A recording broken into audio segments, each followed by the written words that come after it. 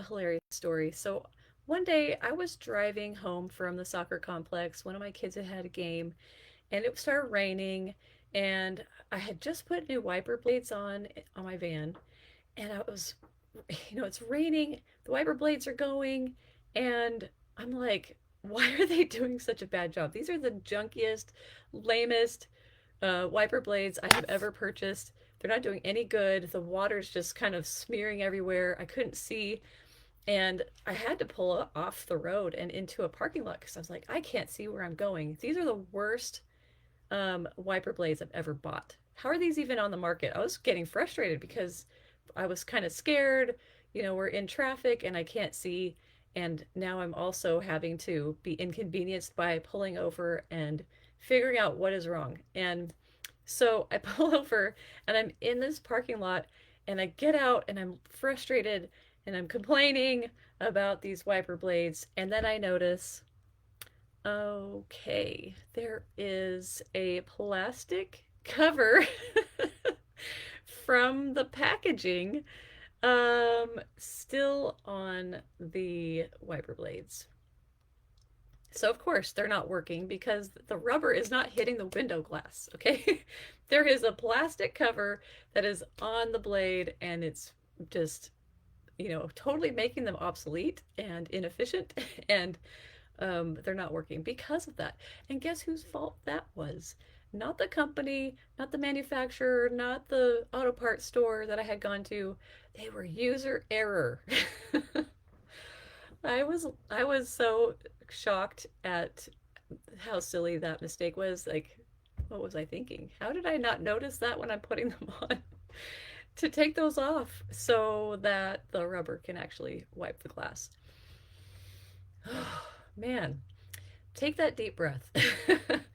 Sometimes we find ourselves getting really worked up about something and we're complaining and we're bickering and we're finding out all the things that are wrong with the person, with the product, with a situation, with a circumstance. And guess what? We don't have an accurate picture. We don't have all the information, or we've made a mistake, or we just are not navigating it properly and we're complaining about it. The interesting thing about complaining is that we're trying to assign blame. We're trying to assign responsibility for something going badly or not being ideal to some magnitude. Maybe a small thing or it could be really big. And you might have like legitimate reason to be frustrated or upset. There are situations that are truly intrusive or abusive against you. And yes, you have a right to do something about it, to call it out, to name it, to identify it, and to, advocate for yourself. I think a lot of our complaining, though, on a daily basis are about smaller things. And I want to talk to you today about the process of complaining, what's happening inside of your body when we're complaining, and how can that affect our mental health, our emotional well-being, and our relationships, and our just overall experience with life. It's really unpleasant to have something be disruptive of your time or cause some kind of financial inconvenience or a major trouble that way. But when we look at our daily life, how much of our complaining is due to a few different factors, and I just want to name a couple today. One of them being the first one, we don't have all the information. And so, in that funny little story, I'm complaining about these brand new wiper blades I've put on my car, and they're doing a terrible job, and I'm feeling unsafe as a driver. I've got my children in the car with me, but I didn't take off the plastic. I didn't take the packaging off all the way. Maybe it was a different brand. I'd never seen that before, that I had to slide this plastic thing off. But I didn't have all the information. I'm making judgment calls about this brand, this product, without seeing the full picture that there was still something to be removed, and then it would work properly. Another funny thing. So I had similar thing, product kind of situation. So I bought off Amazon this clicker because I do a lot of presenting, and I tried getting it to work on my laptop. I tried a work laptop, and I was like, why is this thing not working? I must have gotten a defective clicker. And then, seriously, this has been months. It's just been in my bag because I'm like, I don't know what to do with it. It's too late to return it. If this thing doesn't work, well, guess what? There is a little button that you slide on and off, and I never noticed it until today. So again, I was like, man, someone's selling a bad product. And again, user error. I didn't have all the information to understand that I wasn't using the product correctly. Okay, so sometimes we don't have all the information. We might complain about somebody else and we don't have all the information. We don't know that maybe they have some other things happening in their lives and that are maybe outside their control, that are maybe a major issue of major concern. And that's why they didn't show up for you in some way. And you're taking it personally. How could they forget? They didn't remember my birthday, or they were late to a meeting and it threw everything off, or whatever the scenario might be. We might have a complaint about a person, but we're not aware. Are they stuck in traffic? There was an accident. That's why they're late. Um, what do you not know? Always consider there might be more information that you need before you pass judgment and start to complain about somebody else. Parents, we can assume we know everything there is to know about our children. We see them, we feed them, we bathe them, we get them to school and back, and we take them to their sports activities, and we do all these things. We feel like we've got eyes on them so much that we have a complete story. And we might feel justified in complaining about their behavior, complaining about how they're being moody and they're causing contention and conflict, or their room is a mess. And we're just going to make complaints based on what we see without really taking the time to stop and remember we actually don't see everything. We don't. We don't know. And it's happened before that one of my children is really irritable and frustrated, and I'm getting frustrated with them. Like, why are you treating everybody this way? Um, and and I start to get my own nervous system starts to get a little activated. I'm not taking the time to stop and ask, what happened today? Was something at school that upset you? And the times where I do finally just kind of take them aside and say, are you okay? Are you hungry? Are you tired? Is there something that didn't go your way and you're still kind of feeling sad about it? Um, well, yeah, come to find out, maybe someone at school was picking on them at recess, or they didn't get to read the book they hoped they were going to read. I mean, I've heard so many different reasons. My name is Michelle Cox. I'm a life coach. I'm also a mother of 6 kids. And so you can imagine I've heard a lot of different scenarios that once I knew I had more information about my child, I had a much different perspective on their behavior. I was no longer instantly thinking, your behavior is inappropriate. You need to stop that right now. But now that I have some more information, I'm able to see, oh, what they need is someone to listen. They need someone who can validate that what they went through was difficult. And even though we might, as adults, think their problems are so small, but remember, they're children. And hopefully, that small thing is a huge thing to them. I hope that's the biggest thing that they have to deal with. These smaller issues. I hope that that's how bad life is. I hope that their life is going well and that I'm treating them well. My husband is. We're getting along. We have some sort of healthy dynamic going as we try to build so that, yeah, their biggest problems are pretty small. And I'm grateful for that. So I'm going to give them a little bit of allowance to feel frustrated by other things. And instead of me complaining about their behavior, oh boy, I can stop. I can take a step back and I can try to figure out what's the information that I don't know that can help me better understand where they're coming from and what they're experiencing. So, what is happening? Why are we complaining? Let's take a look at this poster right here because it shows a quick little simple diagram about our brain and how the prefrontal cortex right here in the front, this is the part of the brain that helps us to do that reasoning, to say, oh wait, let me step back and see, do I have the whole picture? Do I have all the information? Or is there something that maybe I don't know about that can help me to that if I knew, I would have compassion for that person instead of complain about them. Or I would be more patient with the circumstance because now I know, oh, yeah, there's something that I can do about it. Or maybe there's something that I have to change or adjust. And that can help me to change and reframe my experience. So, at the in the center and lower parts of the brain, we have the amygdala, and that is a part of the brain. It's just like a little almond-sized piece of the brain that regulates our threat response. Do we feel like we're safe or in danger? And I like to point out these three kind of main triggers for your amygdala and why it might think that it's in danger and needs to, alert your brain and the rest of your nervous system, because your amygdala is trying to help you to avoid pain.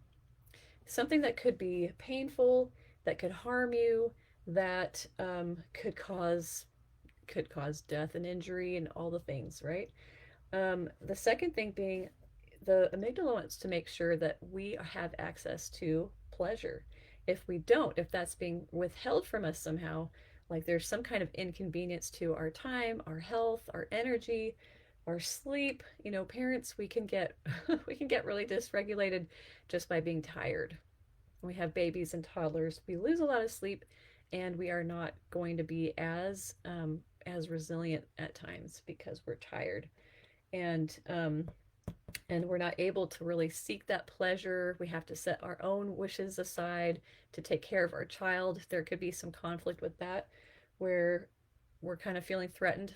Our nervous system is like, wait, but I just want to sit here and read a book or watch a movie, and I have to get up and clean up vomit, scrub the carpet, all the things that parents experience.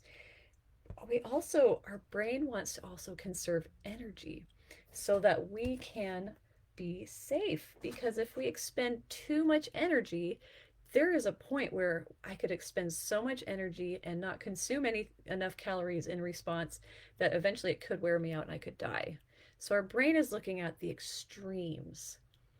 And that's what our survival center, our emotional part of our brains, those two centers are not using logic and reason. They're using reaction and fear of the worst outcome. So when we're complaining, what part of our brain do you think we might be in? Are we in our highly developed thinking and reasoning and logical side of our brain, part of our brain, or could we possibly be kind of operating down in the more survival centers and emotion centers of our brain that are not as mature? I mean, they came first. We matured, like this part of our brain matures later.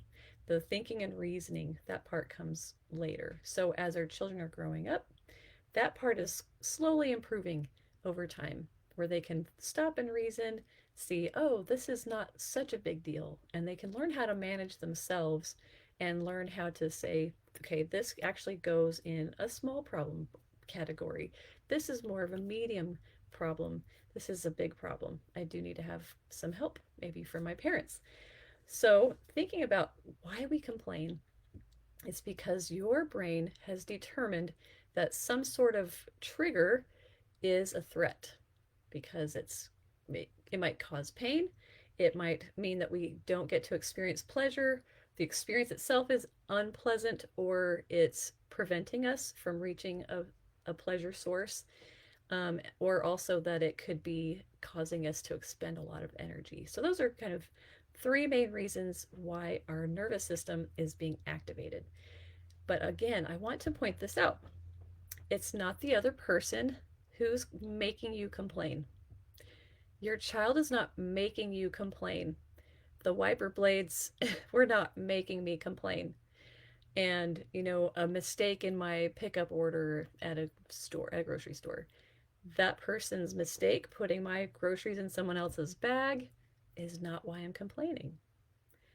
We got to take responsibility for our body and our brain, our nervous system, because it is our own brain that says, this is a problem, and this is how big it is, and this is how I'm going to respond to it.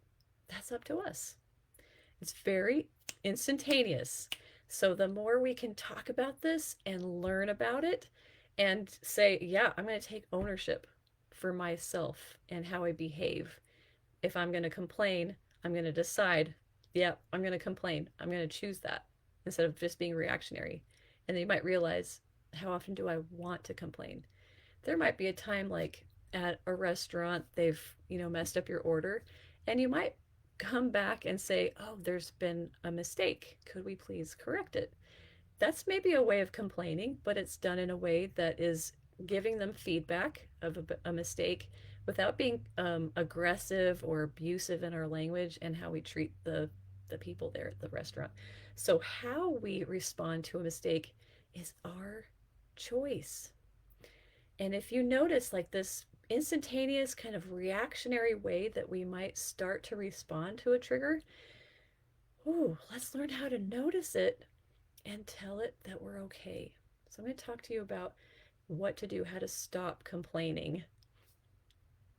Number one, notice it. Notice that what you're doing is complaining.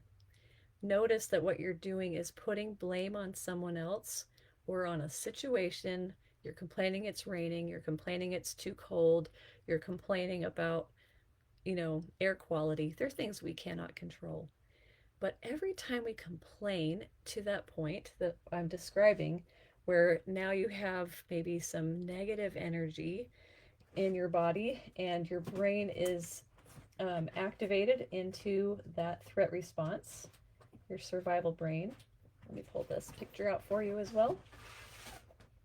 Because when our brain has gotten into, um, has had that trigger, something is not right. This is a danger to me, a threat to me in some degree.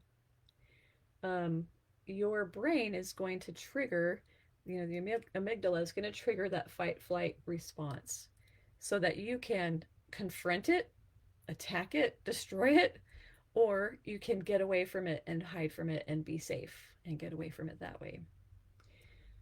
So, when we're complaining, what emotions, and these are just a couple of examples of emotions you might experience while you're in one of these nervous system states. And this is called the sympathetic nervous system when we're responding to a potential threat, potential danger. And here are a few different um, emotions you might experience. And I think that when we become more emotionally intelligent, we learn how to notice I'm in fight mode right now. And I'm feeling angry about this, or I'm just kind of irritable. I'm irritated by these windshield wiper blades that I bought and I put on my car and they're not working. I'm irritated by that. And I'm in fight mode, perhaps. It doesn't feel good. And so often we don't keep complaints to ourselves. So often we express them. And then everybody around us is taking in this feedback or taking in this information, and how might it affect them? Their brain is going to say, oh, this is important. I need to focus on this too.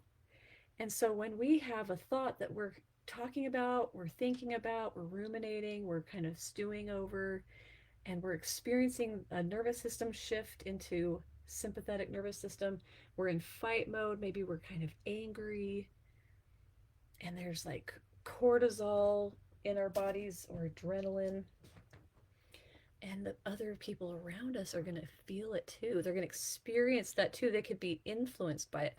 We cannot cause anyone to feel a certain way or to be in a certain nervous system state, but we can have a lot of influence, especially with our children. They're looking to us for cues all the time about whether they're safe or in danger.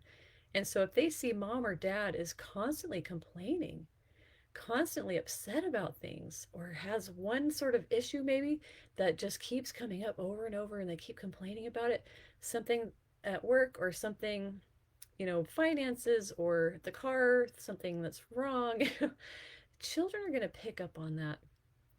And not only are they going to feel that, have a sense that something's off, I'm not safe, which can then translate into their own behavior at school. They have a harder time focusing because their nervous system is saying something's wrong, something's wrong, something's wrong. And when something's wrong, again, this part of your brain is sleeping. So a child doesn't have as much access to their learning power when they are in their own emotional or survival center. So, as parents, we have to take care that when we do have a concern, when we are unhappy with something that's imperfect in our lives, think about how we could maybe keep it to ourselves and talk privately to appropriate people in our lives that could probably help us, or we just need someone to talk to. Be aware that our children don't need to be impacted by that. They really don't. Or they could watch you as you have a complaint, as you have something you're upset about, and not take it out on them, but just say, man, I'm so frustrated by this. To me, this is a hard situation, but this is how I'm going to deal with it. This is how I'm either going to solve the problem or how I'm going to learn how to deal with it because it's something I can't change. And I'm going to find my own well of resilience, and I'm going to show my children that I can do that. I can live in imperfect situations, imperfect conditions, and I can look for what's still good. And I can also expand my child's perspective that when things are imperfect, that there are tools that can be used from within ourselves to handle it, to cope with it, that are healthy. I'm not going to turn to alcohol and drugs because I have financial strain. I'm going to learn how to manage that, manage the expectations that I have on myself or what I think life should be like, and be able to regulate myself using healthy techniques. Okay, so how do we stop complaining? Now, one thing to realize is that when we complain about something, our brain has zeroed in on a particular problem. It could be a person, what they said, what they did. It could be, like I was saying, it could be circumstances outside of you, and outside of people, but just like weather, things that, nobody can really control. Um, in an instant, there's no light switch for rain to stop. And sometimes we might wish that, especially in the summertime when it's super hot. I'm like, can we turn on the rain? And now when it's cold, can we turn it off? I don't want it raining and cold, but I love cold weather. Um, but so realize that when you have designated something is important enough for me to focus on, because there are thousands and thousands of potential things to focus on at any one given time. Anything in the room, anything outside my house as I'm walking or driving, there are thousands and thousands and thousands of things that you could notice, you could focus on. But your brain has learned how to manage and filter out from being overstimulated by just kind of ignoring a lot of, irrelevant information. So you could drive from your home to your office and not notice that there was a dog loose in a yard. You just didn't notice because your brain was so focused on, I've got a meeting, I've got to get there, I've got to make sure that I have this set up, that set up, and everything's ready to go. I want to do my best. So you might be so focused on that, you have no idea there was a dog running around that was loose, um, and lost. And maybe normally you're like, oh, I've got to stop and help that dog and get them to the right place. So someone who thinks, that that's important is going to default and shift to that. Um, so thinking about that's called the salience network in your brain. So you give it importance. You say this has to be focused on. This is important, and it's so relevant that my brain needs to keep thinking about it and keep on scanning for more evidence of it or more ways to utilize that information. It's now on the forefront of your mind, as we'd say, right? So when you make something salient, then it has meaning, it has importance, and you're going to focus on it. So if there's something you're complaining about, a friend, a neighbor, a spouse, a child, you can't believe what they said or did, or something that is going on in your community, then you are going to be so focused on it, you're going to ignore other things that could and maybe need your attention. So that's what complaining can do. It's like zeroing in on something and putting it on a loop, on repeat. And that's going to just keep on coming up. And it's a problem, it's a problem, it's a problem. So, how to get out of complaining is to shift what you're focusing on. I love that another life coach talked about if you have two trees in front of you, you look out your window, there are these two trees. One of them is beautiful. It's got blossoms coming on and little green leaves are delicate and it smells so fragrant. It's beautiful. And then you have the other tree next to it and it's on fire. It is raging fire. Which one are you going to focus on? You're not going to be looking at this beautiful tree with blossoms. You're going to look at the one that's on fire because your brain is wired to look for danger in order to keep you safe. So when you find yourself complaining, realize you're focusing on the burning tree and ignoring all the beautiful trees that are full of fragrance and flowers and could be a delight to you.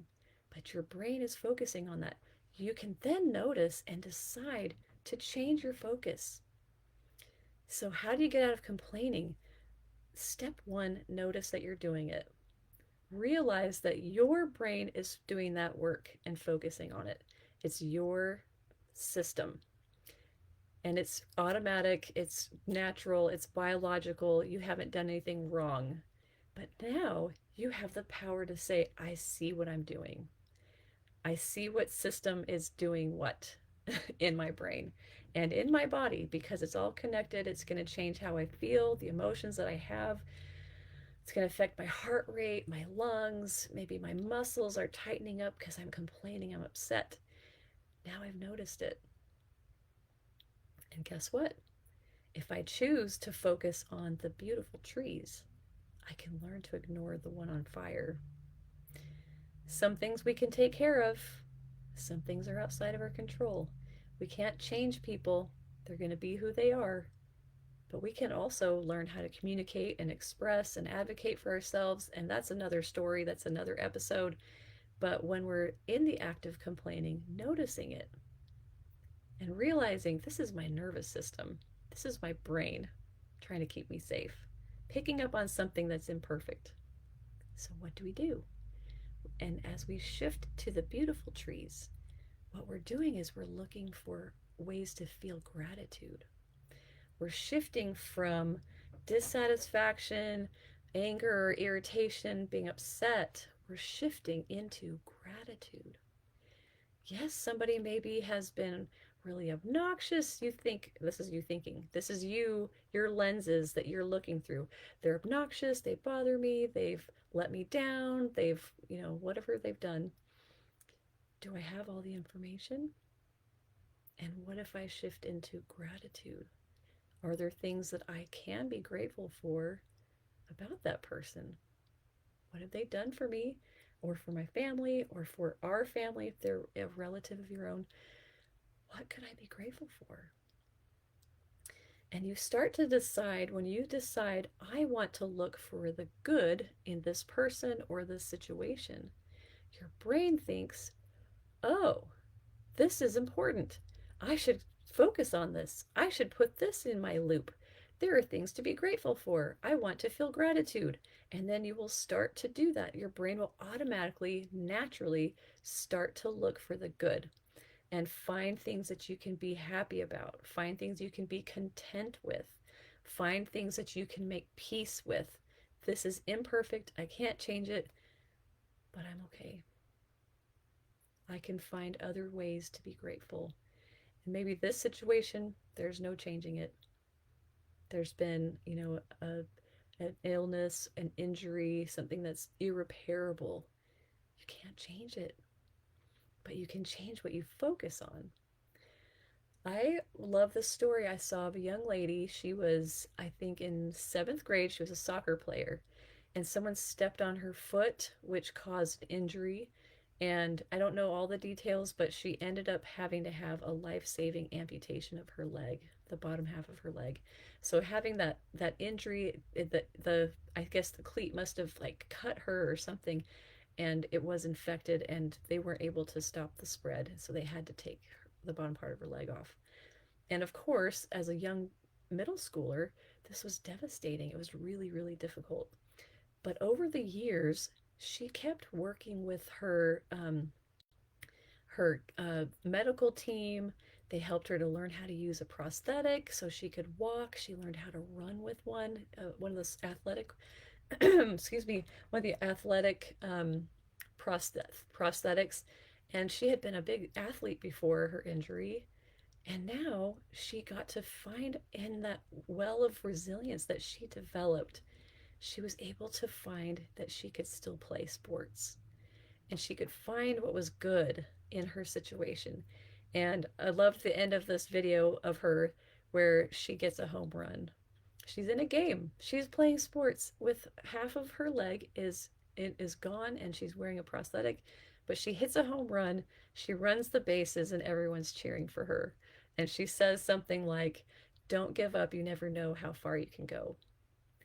So that's such a beautiful example of someone who could complain, and she probably had days of complaint for sure. She's a normal human being, but there's something really special about her and probably her support group, her parents, her support system, the medical team. They all did such a great job of encouraging her that it helped develop that resilience within her, it inspired that in her, so that she could then get beyond the focus on, I have now had an amputation. She could now focus on, I can still live my life. And having that as the focus in her salience network, that she could still live a fulfilling life, she didn't have to wallow and complain about her life. She could excel and go past limits that she thought were there that she couldn't get past, but she found that she could. She could push those limits further and further back. And so she was able then to accomplish some really incredible things as a young athlete with a prosthetic. So, what I want to end with today, what I want to conclude with, think about how complaining is just a natural response. Your brain thinks something's a threat, and it's going to put you into a state where it's going to kind of cover your ability to see the bigger picture. And when you notice that, notice you're complaining, notice what you're saying, notice how you're talking, notice how you feel. It doesn't feel good, right? So notice how you feel. Learning now while you're in a calm state, that's when it's time to program your brain and say, oh, when I'm complaining, I know I need to step back. I need to look and see, is there information that I'm missing from the story? And then if I can't, and then I can be resourceful, look how to solve the problem. If I can't, then learn how to make peace with it. But also, in any case, learn how to shift out from complaining about the imperfect situation and go into gratitude. What is there good in my life that I can still find joy and pleasure in, even if things in other sectors of your life are imperfect? But to stop complaining is a choice. It's a skill. If you've gotten into a habit and a pattern of complaining, vocalizing your discontent, then realize it's going to take time to change that pattern, change that habit into looking for the bigger picture and looking for ways to be grateful and advocating for yourself in a way that builds relationships instead of destroying them. Because you do have that power, it's within you. And maybe you haven't had the best examples growing up. Your home that you grew up in is going to have a tremendous impact on and influence on how you perceive danger and how you respond to it. So, noticing also the patterns of your family and saying, I don't really want to be that way. I'd rather do something different. That's another thing to put into your salience network that can help you to notice and then choose to change and work at it. And it's going to take effort, it's going to take time, but it will make a difference in your life. So, when you go out there in the world, things are going to be imperfect. They're going to be imperfect. Notice how you respond. Notice what your children are listening to. Notice how it's influencing your relationships at work, at home, at school, at church, in your community, whatever. And then decide, do I want to stay that way? Or what do I want to put in my focus in my salient network? Do I want to change it because I want to feel more at ease and more at peace? And that breath, that is one of the biggest keys to being able to switch from complaining to gratitude. Calming your nervous system with a big, long breath. Exhales are powerful to turn off that threat response and create a feeling of relaxed state or a relaxed state. It creates a feeling of peace, that you're safe, you're going to be okay. And that's when resilience can really come back up and you can feel that you can handle it, you can advocate, you can go forward. So, I hope you enjoyed this episode. I hope you join me next week. And if you'd like to learn more about your nervous system, your mindset, how they work together, find me on Facebook at Michelle Cox Mindset Coach, and on YouTube. I have a whole series of podcast videos for you about different issues of life and how our nervous system plays into it, and how we can be resilient and how we can take control and be the one who's doing the work, guiding ourselves forward to have a beautiful life. And on YouTube, I'm michellecox.mindset. So I'd love to hear from you. Feel free to drop comments and questions. So I'll see you next week. Bye bye.